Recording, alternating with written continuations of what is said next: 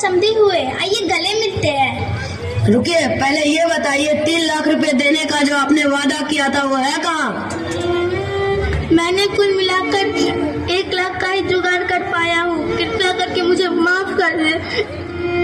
क्या कहा? पैसे का इंतजाम नहीं हो पाया? झूठे मक्कार, मुझे पहले से ही पता था तुम ऐसा ही करोगे। अरे बंद करो ये शादी अब नहीं हो सकती।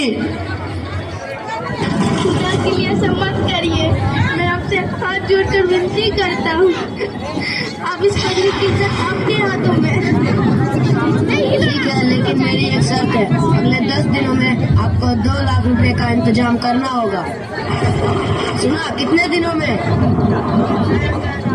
कौन मैडम? ऑनलाइन साउंडिंग सर।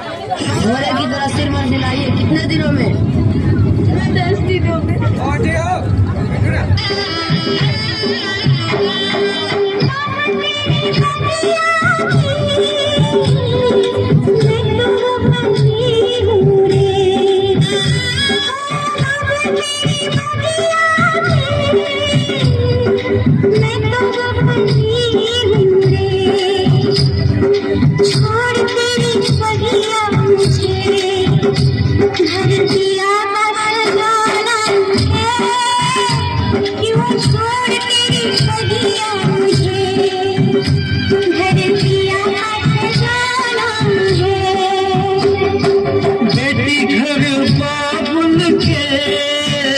किसी और की अमानत है, बेटी घर बाबुल के किसी और की अमानत है।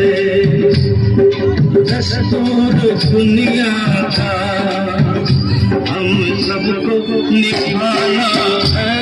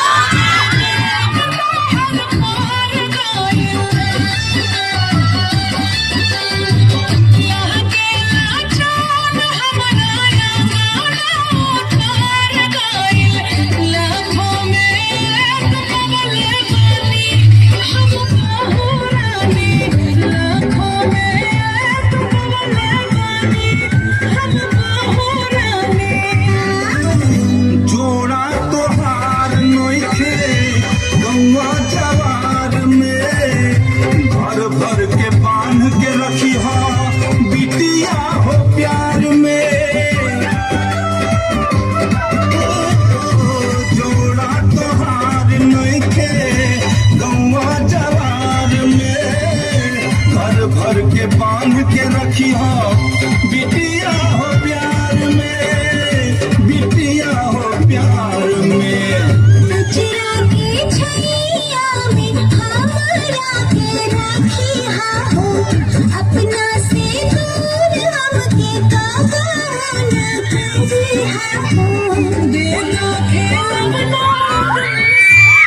भाभी, मेरे भैया बहुत अच्छे हैं, आपका बहुत अच्छे से ध्यान रखेंगे और मैं भी आपका पूरा ध्यान रखूंगी।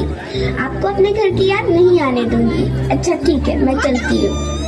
क्यों रे, शाम होते ही दरवाजा बंद करने की जरूरत नहीं है। चल उठ और बर्तन साफ कर।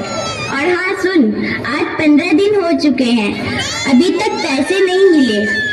अभी फोन कर पैसे के लिए।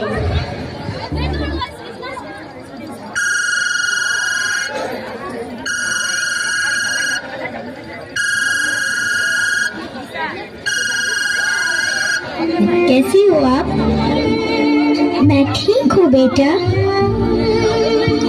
माँ, यहाँ कुछ भी ठीक नहीं है। ये लोग रोज पैसे की मांग करते हैं। माँ, वो 3 लाख रुपए का इंतजाम हो गया क्या? माफ कर दो पापा, पैसे का इंतजाम नहीं कर पाए।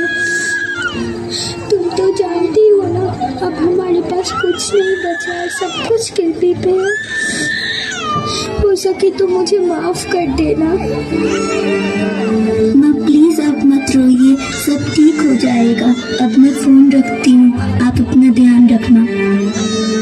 क्यों रे कमजली, तेरा बाप पैसा लेके तो आ रहा है ना? नहीं माँ जी, पैसों का इंतजाम नहीं हो पाया। क्या कहा तुमने? इसे अभी घर से बाहर निकाल। इसका बाप एक नंबर का झूठा और मक्कार आदमी है। इन लोगों को तो भीख मांगना चाहिए। माँ जी, आप ऐसा नहीं कर सकती, यह गलत है। मैं तुम्हें बताता हूँ क्या गलत है और क्या सही है।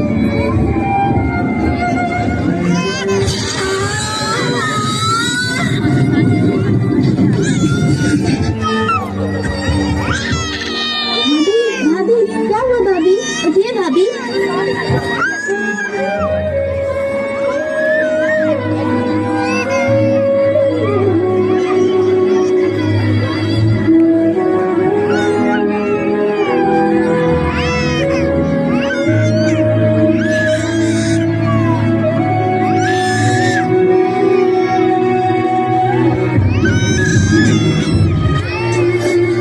मार दिया ना तुम लोगों ने मेरी भाभी को, मैं तुम लोगों को नहीं छोड़ूंगी।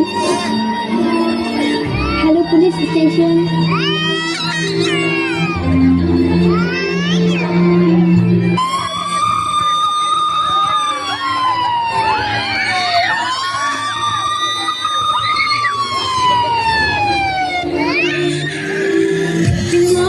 छाती पिट पिट रोई, बाबूजी को क्या खार।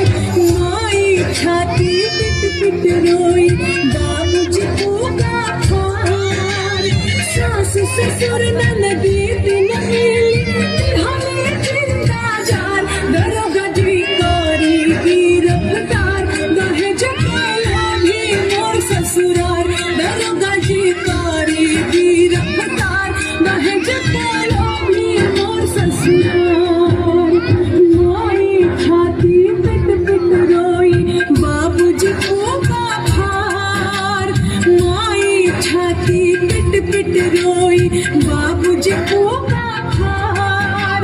सास ससुर ननदी दिन मिली, हमें जिंदा जान। दरोगा जी करी गिरफ्तार, दहेज काला भी मोर ससुरार। दरोगा जी करी गिरफ्तार, दहेज काला भी मोर ससुरार।